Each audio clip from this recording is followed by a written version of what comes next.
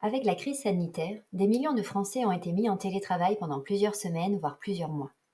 Le fait de goûter à cette nouvelle matière de travailler, jusqu'alors la plupart du temps interdite dans la majeure partie des entreprises françaises, a complètement révolutionné l'approche du travail pour les entreprises, mais également des salariés. Aujourd'hui, alors que le spectre de la crise commence à s'éloigner, certaines entreprises cherchent à revenir aux conditions d'avant-crise. Cependant, selon une étude menée par l'APEC, 50% des cadres déclarent désormais que le télétravail est une condition indispensable pour changer d'entreprise ou de poste. Dans les faits, le 100% télétravail est de plus en plus rare, laissant place à ce qu'on appelle désormais le flex office.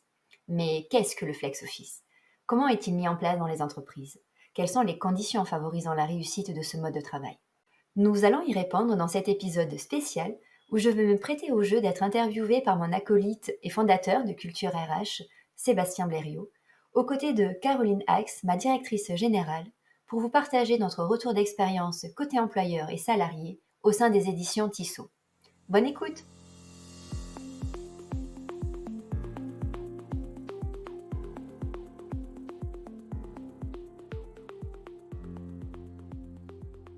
Bonjour mesdames, Bonjour Sébastien. Bonjour! merci de prendre ce temps aujourd'hui pour nous faire un petit retour d'expérience sur le Flex Office aux éditions Tissot. Euh, pour commencer ce témoignage, j'aimerais qu'on débute par une définition de ce qu'est le Flex Office pour Tissot. En effet, j'ai l'impression que la définition est assez large en fonction des entreprises. On peut se poser la question de est-ce que le Flex Office, c'est le fait de ne plus avoir de bureau attitré? Est-ce que c'est de pouvoir travailler quand on souhaite, sans horaire imposé? Est-ce que c'est, pour les éditions Tissot, est-ce que c'est travailler où on veut dans le monde? Ou est-ce que c'est simplement, mais efficacement, d'alterner entre du télétravail et du présentiel, le tout dans une seule et unique semaine? Du coup, quelle est la définition pour les éditions Tissot? Je vais poser la question à Caroline. Alors le flex office tel qu'on le pratique nous aux éditions Tissot, effectivement c'est une conséquence de l'alternance entre télétravail et site. Et c'est ce qui nous amène en fait à partager des bureaux. Donc par rapport aux différentes hypothèses que tu évoquais, nous on est plutôt dans la dernière où il n'y a plus de bureaux attitrés. Donc plus de bureau attitré, d'accord, ok. Et alors, avant de rentrer dans le détail de comment fonctionne le flex office chez Tissot, je vais me tourner du côté d'Elodie et j'aimerais bien avoir ton point de vue sur quel était ton point de vue, d'un point de vue salarié, concernant le flex office il y a 2 ans, c'est-à-dire avant le début de la crise sanitaire. Alors, il y a 2 ans, je crois que de mon côté, j'avais une façon, cette conception-là que j'avais du flex office était assez utopiste, dans le sens où pour moi, c'était peut-être vraiment réservé aux auto-entrepreneurs qui souhaitaient peut-être travailler justement, d'un peu de partout, dans le monde, en fonction de leurs besoins. Mais je me l'étais pas forcément approprié et je m'imaginais pas que au sein de mon entreprise, ça allait, pouvoir être vraiment concrètement mis en place et surtout envisagé sur le long terme. Donc par rapport à ça, je crois qu'effectivement, ça c'est une vision il y a 2 ans, je crois que la crise sanitaire a bien fait évoluer les possibilités et fait tendre pas mal de nouvelles choses en entreprise. Ok, d'accord. Et alors, Caroline, d'un point de vue direction générale, employeur, euh, quelle image avais-tu du flex office, du coup, avant la crise? Alors quelque chose avant tout de très impersonnel, déshumanisé, plutôt utilisé par les grosses entreprises et compliqué à mettre en place. Je pense que si je faisais un bond dans le temps, c'est un petit peu l'image que je devais en avoir. D'accord. Ok. Et alors, du coup, comment la crise, et du coup, ces 2 années qui viennent de s'écouler, comment est-ce que ces 2 années ont fait évoluer ta position? Alors les 2 ans, c'est pas un hasard cette temporalité évidemment, c'est la mise en place, enfin c'est la crise sanitaire qui a forcé, les choses et qui a fait avancer vers la mise en place du télétravail qui a mis en place le flex office, voilà donc c'est assez imbriqué. Avant la crise sanitaire, nous on faisait très peu de télétravail et ma principale crainte par rapport à ça, c'était le délitement du lien social, la perte de moments, informels que je pensais, et je pense toujours d'ailleurs, sont essentiels. alors que la plupart des salariés se disaient favorables au télétravail. Bref, chacun avait son idée, mais personne n'avait réellement expérimenté. Et puis la crise sanitaire est passée par là et elle nous a appris, les bienfaits, mais aussi les limites du télétravail. On sait maintenant que le 100 télétravail, c'est pas la solution. Il faut trouver un équilibre entre distanciel et présentiel. On sait que maintenir le lien social, c'est un enjeu clé et il nous reste encore à trouver les moyens de le faire et que chacun apprécie différemment le télétravail. Ça dépend des personnalités, ça dépend aussi de l'installation à la maison, ça dépend des personnes qui occupent le foyer. Enfin, il y a plein de choses qui font que, tout le monde n'a pas la même, appréhension du télétravail. Donc pour moi, ça, c'est quand même quelque chose qui a été ultra positif dans cette crise, c'est qu'elle nous a obligés à expérimenter. Donc adieu les fantasmes, les diabolisations. Au moment où on s'est dit: «Allez, on se met en rang de bataille, là, on va encadrer du télétravail», on avait toutes les données pour imaginer une nouvelle organisation, mais en connaissance de cause, que ce soit côté employeur et salarié. Et ça, pour le coup, je trouve que ça a fait avancer les discussions, les échanges pour arriver à une organisation qui a l'air de convenir au plus grand nombre aujourd'hui. Et après, de manière pragmatique, évidemment, de voir, qu'on avait 30 de personnes en moins sur le site, ça interroge sur l'utilité de la surface qu'on occupait. Donc il y a des optimisations de coûts à la clé, évidemment. Et c'est comme ça qu'on a envisagé de changer de locaux. Donc au-delà d'avoir du télétravail qui a montré qu'on avait des espaces inoccupés, on s'est dit: maintenant c'est trop grand. 30 de personnes en moins, on n'a plus besoin de tout cet espace inoccupé». Donc on a envisagé de déménager pour avoir une surface réduite qui correspond donc au nombre de personnes qui sont, simultanément sur site. D'où le flex office puisqu'il n'y avait plus un bureau par personne et donc il a fallu organiser ça. Ok, et alors du coup, Caroline, suite à l'apparition des premiers vaccins, beaucoup d'entreprises ont demandé aux salariés de revenir sur site. Comment s'est passée cette période aux éditions Tissot? Est-ce que la direction générale a imaginé revenir aux conditions d'avant-crise? Alors non, il n'a jamais été question de revenir en arrière, pour 2 raisons. La première, c'est que, le constat a été fait que le télétravail fonctionnait bien et que tout le monde y trouvait son compte. Donc ça, il y avait pas à le remettre en question. Et quelque chose de beaucoup plus pragmatique, c'est que certes les vaccins étaient là, mais les masques aussi étaient encore là. Et que travailler toute la journée avec le masque, sur le visage, quand on peut avoir le choix de pas le faire, on le fait.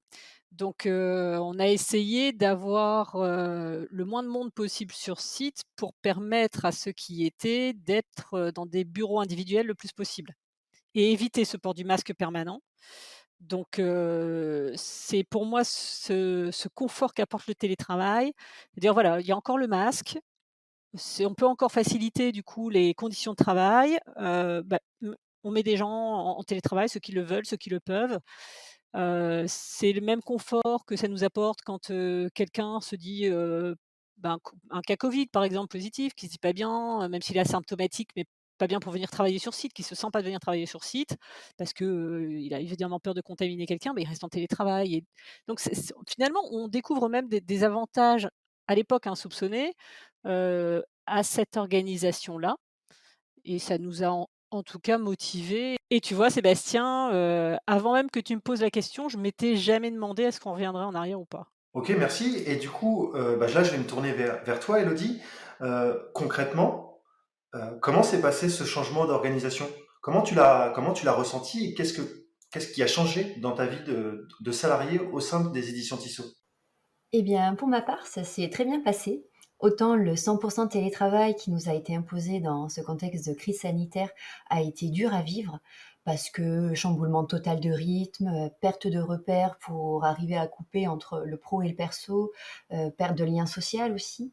Autant là, j'étais vraiment contente d'avoir cette possibilité de ce fonctionnement hybride. À l'inverse, ça m'a fait vraiment gagner en équilibre, vie pro et perso parce que j'y trouve un réel avantage en fait à allier le présentiel pour justement conserver le lien social, échanger en direct avec des collègues, de manière un peu plus décontractée, moins informelle et le télétravail du coup pour dédier des journées plus concentrées, focus sur des tâches qui demandent de la réflexion et donc du coup du calme. Et puis je pense que ce changement aussi, il a été plus facile pour moi, peut-être que pour d'autres collègues qui ont plus d'ancienneté dans la boîte et qui ont pour le coup, elles, vu vraiment leur routine et leurs habitudes bien chamboulées. Surtout qu'on a vécu en même temps un déménagement mi-décembre. Mais personnellement, je n'avais pas d'appréhension particulière à partager mon bureau. Bon, aujourd'hui, on est clairement encore en train de prendre nos repères parce qu'on est passé à du open space, donc bien plus bruyant qu'avant. On est passé à des postes volants où on réserve nos places avec Mofi. Il faut faire attention à ne pas trop s'étaler en affaires personnelles pour, justement pour ne pas empiéter, les bureaux qui sont devenus communs. Jongler entre nos petites manies et s'adapter, aux besoins des autres, c'est sûr que c'est pas évident au quotidien, mais on s'adapte. D'accord. Et alors, du coup, tu as parlé de l'outil Mofi, Oui, qui est un outil de réservation d'espace de travail. oui, Ça signifie qu'aujourd'hui, chez Tissot, vous n'avez plus de bureau attitré, ce exa qui était le cas avant crise, si je dis pas de bêtises. exactement, tout à fait.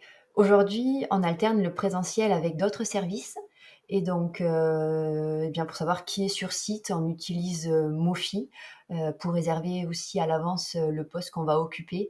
Généralement, on fait cette petite manipulation de réservation pour la semaine d'après. Ça permet aussi ensuite d'avoir une vision globale de qui est sur site, et qui n'est pas présent. D'accord. Caroline, d'un point de vue direction générale, qu'est-ce que cela impliquait? J'ai cru comprendre que vous avez changé de locaux pour de plus petits, que vous avez mis en place des bureaux volants où chaque salarié n'a plus de bureau attitré. Est-ce qu'il y a eu d'autres chantiers? Ah bah, concrètement, c'est plusieurs chantiers qui ont dû être menés en même temps quasiment et des chantiers qui prennent beaucoup de ressources, que ce soit financières ou en temps, parce qu'il a fallu informaliser, encadrer les règles du télétravail. Pendant des mois, c'était, du télétravail, chacun faisait un peu comme il voulait parce que finalement l'obligation venait du gouvernement et on faisait un peu avec les moyens du bord. Là, l'idée, c'était de le pérenniser, donc il a fallu encadrer ça, équiper tout le monde en matériel informatique. Ça peut paraître très pragmatique, mais à un moment où au niveau des approvisionnements, il y avait quand même des gros problèmes, ça n'a pas été simple et c'est pas encore totalement résolu, mais ça, c'est un vrai sujet en soi et là, ça demande des investissements. Puis accessoirement de déménager, on s'est ajouté ça, de déménager, c'est encore un autre gros chantier, en lui-même. Donc même si tout le monde était partant pour ce changement d'organisation hybride, et cetera, ça c'est déjà quelque chose qui fait que ça facilite beaucoup les choses, mais clairement ça se fait pas d'un claquement de doigts. Et en termes de management, ça, c'est aussi une expérience, je pense, pour les managers parce que l'accompagnement est clé, on l'a entendu de la part d'Élodie. C'est sûr qu'il fallait, savoir, tenir au courant juste au bon niveau, rassurer, mettre déjà dans des dispositions où on accepte le changement parce que, chacun sait qu'on réagit avec plus ou moins d'envie, d'agilité, de résistance face au changement en fonction de sa personnalité. Donc tout ça était à prendre en compte. D'accord. Et alors, là, je reviens vers toi, Elodie. Est-ce que justement, tu as parlé de flex office en début en disant j'avais une vision un peu idyllique du flex office avant crise. Oui. Maintenant que tu y es, maintenant que concrètement tu es une salariée en flex office, euh, est-ce que cette bascule s'est passée comme tu l'imaginais? Alors je ne sais pas si j'imaginais quelque chose de bien précis dans ma tête, puisqu'au départ, je le disais, je ne pensais même pas prétendre à cette situation un jour. Mais en tout cas, je trouve qu'on a été plutôt bien accompagnés dans le process, entre un déménagement où on a eu la possibilité de voir les plans et de se projeter dans les nouveaux locaux avant même d'y mettre les pieds, d'avoir ensuite une charte qui allait, border et bien cadrer ce qui allait être, le télétravail et le présentiel. Au final, on n'a pas eu tant de mauvais enfin, on n'a pas eu de mauvaises surprises. On savait un peu, où on allait. Après, c'est sûr que tout n'a pas été parfait dès le premier jour. Il a fallu, et puis c'est encore le cas aujourd'hui, de faire preuve d'adaptabilité et de se dire que les règles qui avaient été pensées au départ, c'était certes pour que ça fonctionne, mais qu'après sur le terrain, il faut bien se les approprier et puis oser faire remonter ce qui finalement ne va pas. Puis voilà, on avancera petit à petit. Et alors, du coup, côté direction générale, aux éditions Tissot, comment ça s'est passé? Est-ce que ça s'est passé comme vous l'imaginiez? Est-ce que vous aviez des appréhensions? Est-ce qu'elles ont été levées complètement? Comment s'est passée cette bascule? Bien mieux que je l'imaginais. Avec même des travaux livrés avec un jour d'avance, c'est dire. Ceci mis de côté, il se trouve qu'on a emménagé à un moment donc Élodie le disait, c'était, fin décembre, donc ça s'est allé jusque début janvier, mais c'était une période où la pandémie nous incitait à limiter le nombre de jours sur site. Et la conséquence, c'est qu'il y avait moins de monde de présence sur site que ce qu'on avait prévu et en fait, je pense que ça, c'était pas voulu évidemment, mais ça nous a plutôt aidés parce que ça permettait de faire les derniers réglages dans le bâtiment, hein, de manière très concrète. mais pour les uns et les autres, de se familiariser aussi avec ce nouvel environnement, de retrouver des collègues en plus petits groupes dans un premier temps, donc finalement de s'y faire petit à petit. Et on observe, aujourd'hui des comportements qui sont très positifs, mais que j'avais pas du tout anticipés. Moi, il me semblait que quitte à pouvoir s'installer dans n'importe quel bureau, chacun allait privilégier un espace individuel pour enlever le masque toujours. Bah, pas du tout. Le plaisir, voire la nécessité de se retrouver entre collègues, surtout au sein d'un même service, est plus fort. Donc la plupart préfèrent garder le masque, mais être ensemble. Et une autre anecdote, qui est très parlante, je trouve, c'est que, certains envisagent leur jour de présence sur site en fonction, des food trucks qui sont présents sur le parc d'activités. Et ça, je trouve, c'est tellement révélateur des attentes des collaborateurs sur site. C'est génial, c'est vraiment moi, je viens dans les locaux, c'est pour en profiter et pour passer de bons moments, quoi. Et rien que ça, si ça apporte encore plus de plaisir à venir sur site, bah, je trouve ça génial. Donc en gros, les jours de présence, aujourd'hui sont dédiés aux échanges et ceux qui sont à distance seront, dans la mesure du possible, privilégiés, pour, tout ce qui touche à la concentration. Et pour rebondir, à ce que vient de dire Caroline, oui, c'est vrai que l'envie de revenir sur site est d'autant plus vraie si c'est pour passer de bons moments de partage avec les collègues, plutôt que de justifier de revenir, pour être seul ou voir quasiment personne dans les locaux. Ça ne fait plus vraiment sens, en fait. Autant rester chez soi, dans ce contexte. Alors que bon, un bon petit food truck, tout de suite, ça motive quand même, nettement plus. Surtout depuis 2 ans, avec ces isolements du télétravail. Ok, je vais être très terre à terre, mais je pense que ça pourrait intéresser concrètement tous ceux qui écoutent ce podcast. Et là, je vais me tourner vers toi, Caroline. Euh, Quels sont les outils qui ont intégré le pôle d'outils des éditions Tissot par rapport à la mise en place de ce Flex Office? On a parlé de Mofi, par exemple. J'imagine qu'il y a un système de licence qui coûte de l'argent. Ça peut être intéressant de savoir effectivement concrètement quels sont les outils que les éditions Tissot ont mis en place au niveau des salariés pour, euh, pour faciliter cette mise en place de Flex Office. J'ai cru comprendre également que vous avez changé de locaux, donc j'imagine que vous avez fait des économies concernant le loyer. Est-ce que, au final, la balance est positive pour l'entreprise? Est-ce que ça a permis à l'entreprise de faire des économies, ou est-ce que cette mise en place de Flex Office, c'est un coût supplémentaire pour l'entreprise? Concrètement, l'idée étant de savoir est-ce que c'est intéressant ou pas pour une entreprise financièrement de passer en Flex Office? Ça dépend de quelle durée on parle. C'est un surcoût pendant quelques années. Le D'accord? temps d'amortir. Après, nous, on s'est rajouté une chose, c'est le déménagement. Tout le monde ne déménage pas. Déménagement veut dire, travaux et donc coût important. Loyer moins important certes, mais donc avant, quelques années, là, sur ce poste en tout cas, de loyer, on va pas voir la différence, en tout cas, amortissement loyer, on va pas voir la différence tout de suite. Hem, sur les à côté, ce qu'on minimise, souvent, c'est tout ce qui est équipement informatique. On parle, d'un PC par personne, enfin portable évidemment, une station d'accueil. Chez nous, c'est 2 écrans pour quasiment tout le monde à la maison, hein, Mmh. en plus de ce qui est au bureau. Donc ça, c'est un vrai investissement aussi. Il y a l'investissement, il y a de trouver le matériel en plus, mais donc non, c'est clairement dans un premier temps, c'est vraiment un coût et c'est en termes de trésorerie, je pense pour des entreprises, ça peut être quelque chose qui fait peur et je le conçois parce que c'est loin d'être anodin. Donc oui, après il y a des outils, qui n'existaient pas avant, comme le logiciel de réservation, c'est une charge qu'on n'avait pas.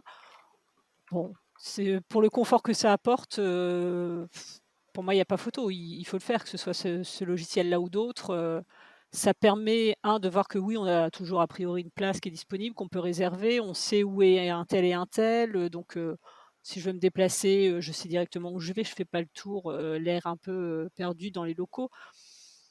Donc financièrement, c'est pas une bonne affaire à très court terme. À moyen et long terme, oui, on va s'y retrouver financièrement parlant puisqu'on fait le focus là-dessus. Mais voilà, faut pas être trop pressé quand même. Ok, merci. Elodie, du coup, mis à part Mofi, est-ce que tu as d'autres logiciels, outils qui sont entrés dans ta vie en tant que salarié?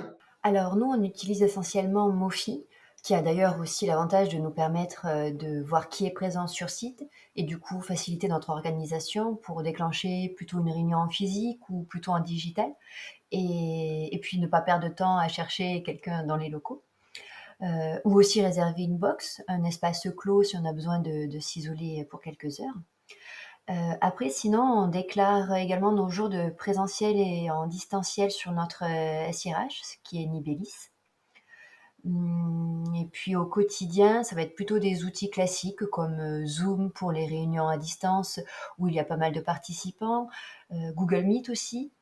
D'ailleurs, on a conservé une habitude de la période covid où les jours en télétravail, on commence la journée par un point rapide avec l'équipe pour se dire les points clés, surtout s'il y a des enjeux à court terme.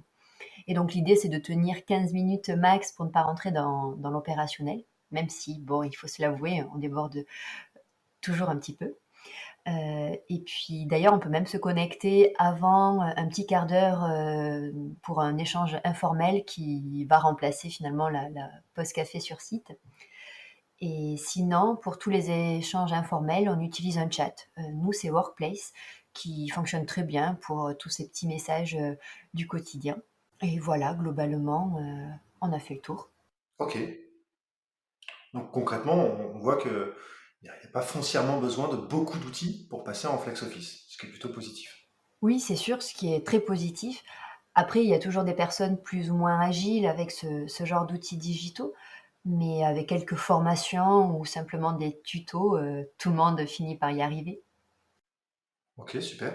Et alors, Caroline, euh, tu nous as dit qu'effectivement la mise en place du flex office pouvait avoir un certain coût, au moins à court terme. Concrètement, du coup, quels sont les avantages à travailler dans cette nouvelle configuration? Bah, la satisfaction globale des équipes, ça c'est quand même la meilleure des choses, ça répond à une attente de toute façon de la part des équipes, ça apporte de la nouveauté. Puis comme ça a été expérimenté, on a pu le faire à la manière qu'on pensait être la plus adaptée à notre écosystème donc ça pour moi c'est le plus gros avantage. La satisfaction, c'est quand même énorme. Je vous parlais tout à l'heure du confort, donc de la souplesse, gagnée, moi j'appréhende plus les allocutions de Jean Castex, hein, il peut bien dire: «Demain on renforce le nombre de jours de télétravail» et cetera, OK, on sait faire. Maintenant on sait travailler comme ça, en mode hybride ou en mode télétravail. Pas qu'on aime ça d'être encore plus, forcé à quelque chose, mais ça apporte ce confort-là, donc ça c'est beaucoup aussi et puis les économies que ça induit, en termes quand on dirige une boîte, on le fait pas p enfin on fait pas ce genre d'investissement pour un an ou 2. Donc de toute façon, on a bien en tout cas moi j'ai bien en tête le fait que ça ramènera des économies, dans quelque temps. Ok, super. Et alors, je vais aller du côté d'Elodie. Elodie, les inconvénients de ce côté-là en termes de flex office, tu as parlé de faire preuve d'adaptabilité, pardon, euh, parce qu'effectivement, il faut s'adapter à cette nouvelle forme de travail, à ces collègues qui sont maintenant dans le même espace de travail que toi. Est-ce que tu vois d'autres inconvénients en tant que salarié à ce flex office? Eh bien, c'est clair que ça ne laisse plus de place aux individualités. À partir du moment où on copartage les espaces, même si ça peut paraître anodin, mais le réglage du siège qui nous va bien, l'orientation des écrans qu'on avait paramétrés selon notre préférence, la liberté de laisser son pot de stylo, voire même sa tasse à café traîner, ce qu'on a envie d'accrocher au mur, bref, tous ces détails qui faisaient qu'on se sentait bien jusqu'à présent, il faut les challenger pour que ça fonctionne au niveau du collectif, parce que ça impacte directement la personne qui le partage et qui n'a certainement d'ailleurs pas du tout la même vision que nous. Sauf que selon les personnalités, on a clairement vu que ça, ce n'était pas si simple à accepter. Et un autre inconvénient qui est dommage, en tout cas dans la configuration par défaut qui est imposée par l'espace de nos nouveaux locaux, c'est que certains services ne vont plus croiser les personnes de l'autre service avec qui on copartage le fameux espace physique du bureau. Donc pas si simple pour créer les fameux liens et échanges informels. Après, rien ne nous empêchera à interchanger nos jours de présentiel pour provoquer des points avec ces personnes en question, mais c'est juste qu'ils seront beaucoup moins fréquents, donc à voir les conséquences sur le long terme. Ok, super. Caroline, est-ce que d'un point de vue employeur, vous avez vu avec le board des inconvénients à cette mise en place? Ouais, ouais, bien sûr, partager des bureaux en temps de pandémie, par exemple, ça il y a quelques contraintes qui vont avec, ça oblige à désinfecter tout le matériel qui est sur le bureau. le soir quand on part, pour que le collègue qui arrive le lendemain trouve quelque chose qui est totalement, désinfecté, totalement impeccable. Ce serait pas en période de pandémie, ce serait sûrement un petit peu plus simple, mais voilà, ça nous ajoute cette contrainte-là. Là où c'est peut-être un manque de maturité des outils, mais je trouve qu'on a beaucoup d'outils. Moi, quand j'ai mon PC qui sonne, alors là, il y a plein de possibilités, hein. C'est quoi? C'est Meet, c'est Workplace, c'est Zoom, c'est le téléphone, c'est Slack, c'est quoi? Et parce qu'on utilise un petit peu tous, on a pris nos petites habitudes et on n'est pas encore, au top de la maturité là-dessus pour savoir comment il faut, qu'on privilégie ou qu'on utilise tel ou tel outil. On a encore pas mal de progrès à faire là-dessus. Moi, les inconvénients principaux, pour moi, ça touche vraiment à l'humain, hein. C'est que l'informel est moins fréquent évidemment, puisqu'il n'existe pas en distanciel, on peut faire ce qu'on veut, ça n'existe pas. Pour moi, c'est la seule chose qui était mieux avant. Ouais. Et du même acabit, c'est beaucoup moins facile aujourd'hui d'organiser des pots ou des petites célébrations, puisqu'on n'est plus jamais en même temps sur site. Donc on a beau penser aux collègues qui sont, à distance et puis, mettre le PC, la télé et puis les petites vignettes en gros, bon, ça a quand même pas la même saveur, quoi. Tout à Donc fait, ouais. ça fait partie des choses qu'il faut accepter évidemment parce qu'on n'a pas trouvé la solution miracle pour trinquer à distance, mais ça manque un peu. Alors des fois on fait en 2, 3 vagues pour, fêter un événement global, mais bon, ça manque un peu. OK. Et alors du coup, lorsque la pandémie se terminera, parce qu'elle va bien se terminer un jour, euh, vous allez remettre en place des moments comme ça? Est-ce que c'est déjà prévu que vous remettiez en place des événements un peu comme ça, même ponctuels, pour faire en sorte que tous les salariés des éditions Tissot se retrouvent le temps d'une journée, d'une demi-journée, de, pour justement contrer cette difficulté qu'il y a à avoir tout le monde au même moment et le fait de trinquer à distance, quoi. Bah, ce serait formidable. Je vous avoue qu'on a un petit peu de mal maintenant à se projeter parce qu'on a entre guillemets «une petite gueule de bois» de tous ces événements on a dû pardon annuler. On s'était projeté dedans et j'ai même plus envie d'en organiser là maintenant et me dire: «Ce sera annulé». On verra, mais on était surtout coutumiers de, tiens, il y a eu un lancement de produit, il y a eu, une audience qui a été battue, il y a eu, des naissances, il y a eu des prix médailles du travail et cetera. C'est pas le truc qu'on organise 10 jours avant, c'est bah, on sort quelque chose, on boit un verre ensemble, c'est pas forcément des gros événements, mais quand on est habitué à en faire régulièrement, bah, ça manque. Notre événement annuel qui était un barbecue où on chante tous très faux dans un karaoké, je sais pas quand est-ce qu'on le refera, mais ça manque. Le karaoké à Mais distance, voilà, c'est compliqué. on a essayé, mais c'est compliqué et le blind test, Le on avait blind fait aussi à test, distance. oui, ouais. Ouais, ouais, c'est vrai. C'était pas mal, Difficile mais de ne bon. pas parler en même temps. Ah oui, ah ça c'est très, très difficile. On est très indisciplinés en plus pour ça. D'accord. Ok, et alors du coup, je vais aller du côté de Caroline. Euh, Quel conseil donnerais-tu à tes homologues de la direction générale d'une entreprise qui sont en train de réfléchir à mettre en place du flex office pour que ça se passe bien si jamais ils décident d'y aller? Je dis pas que j'avais tout prévu comme ça, mais dans les choses qui se sont avérées, je trouve, ultra positives et qu'il est bon de regarder, je pense, c'est des petites choses, je me souviens qu'en septembre, donc 3 mois ou 4 mois avant d'emménager dans les locaux, donc les plateaux étaient totalement vides, il y avait pas encore de travaux. J'avais organisé une soirée.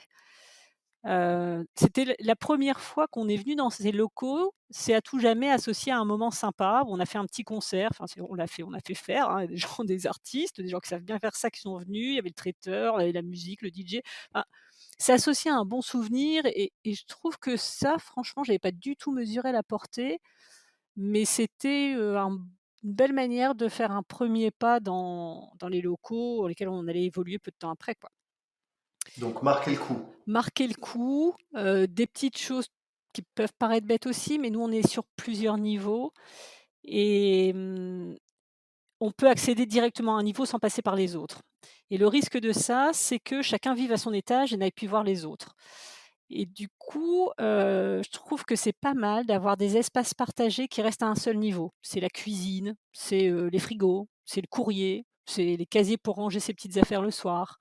Ça oblige à passer quand même aux autres étages et pas être, en vase clos comme ça, toujours avec les mêmes.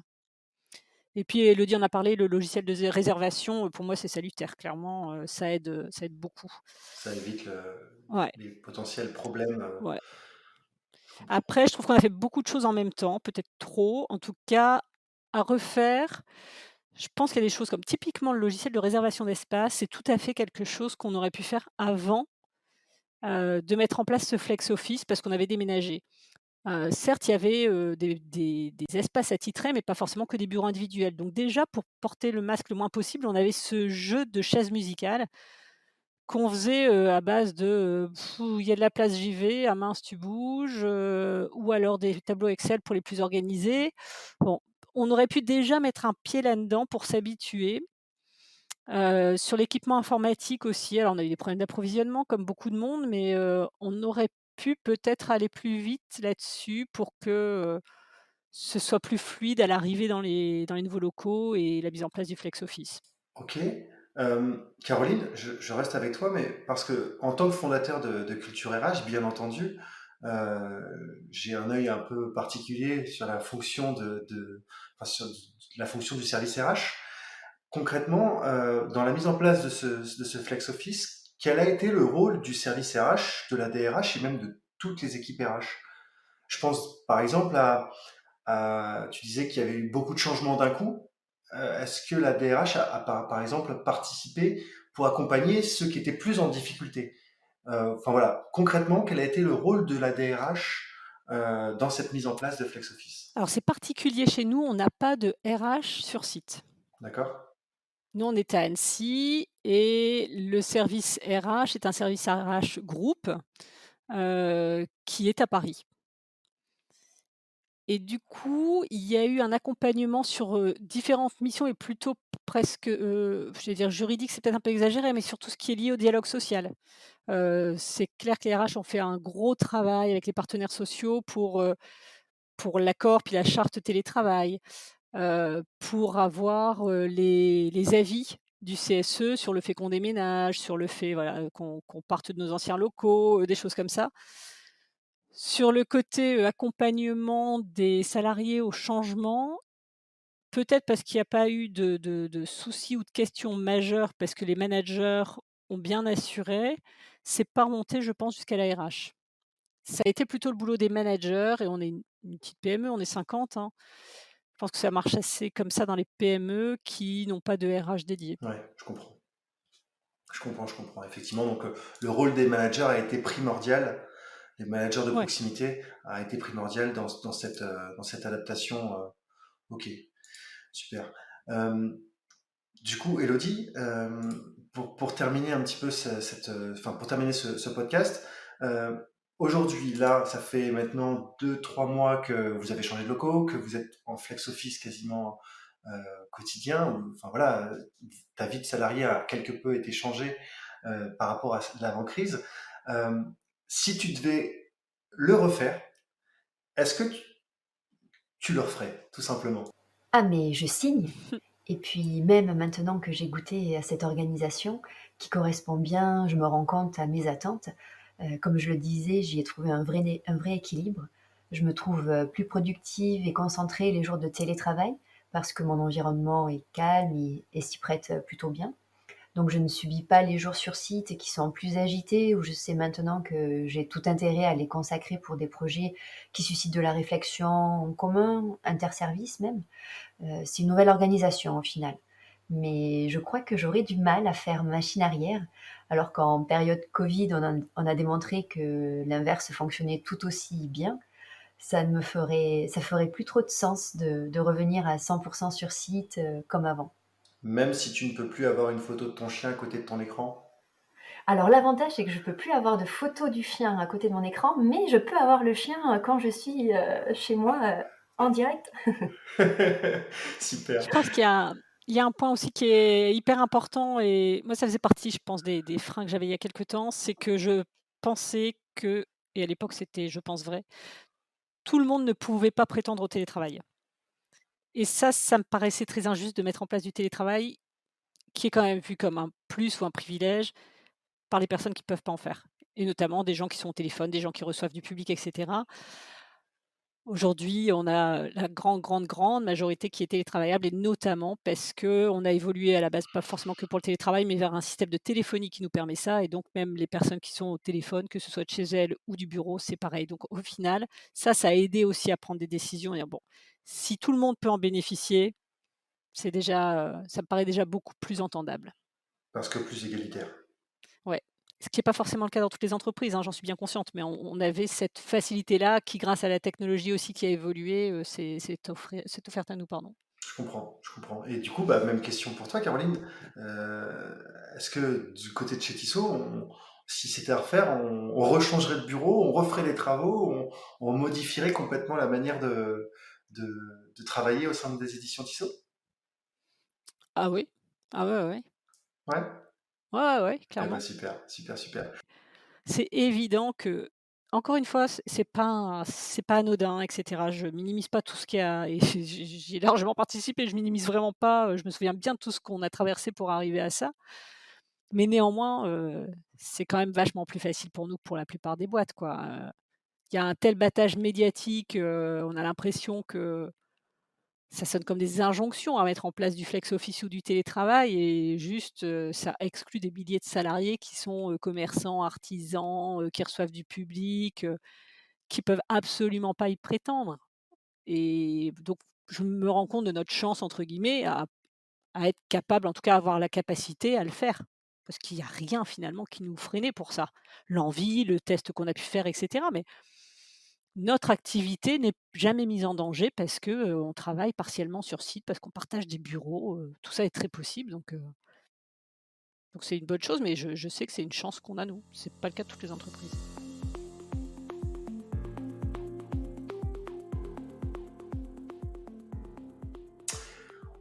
On arrive à la fin de ce podcast. Merci à toutes les deux pour ces témoignages qui ont été vraiment très clairs et très concrets. J'espère que vous, qui nous écoutez, cela vous a permis d'y voir un peu plus clair sur le flex office et ce que cela implique réellement pour les entreprises. Je vous remercie pour votre écoute et je vous donne rendez-vous d'ici quelques jours pour un nouvel épisode du podcast sur un air de RH. Vous y retrouverez Elodie. De mon côté, je reprendrai ma place dans les coulisses de ce podcast. À bientôt!